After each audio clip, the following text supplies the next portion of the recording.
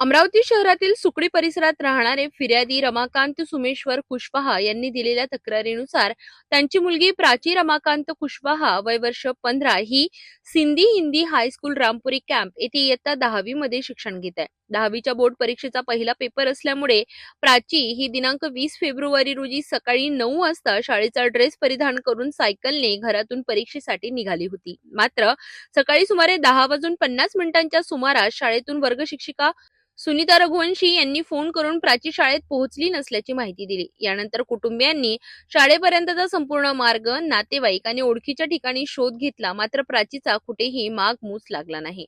अल्पवयीन मुलीला कुणीतरी फूस लावून अपहरण करून नेल्याचा संशय व्यक्त करत नागपुरी गेट पोलीस ठाण्यात भारतीय न्याय संहिता 2023च्या कलम 137(2) अंतर्गत गुन्हा दाखल करण्यात आलाय।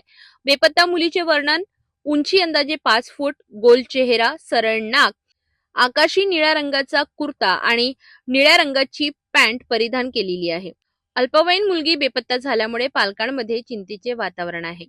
पोलिसांकडून शोध मोहीम वेगाने सुरू करण्यात आली आहे। कुणालाही काही माहिती मिळाल्यास किंवा कुठे आढळल्यास जवळच्या पोलीस स्टेशनला माहिती द्यावे असे आवाहन पोलिसांच्या वतीने करण्यात आले आहे।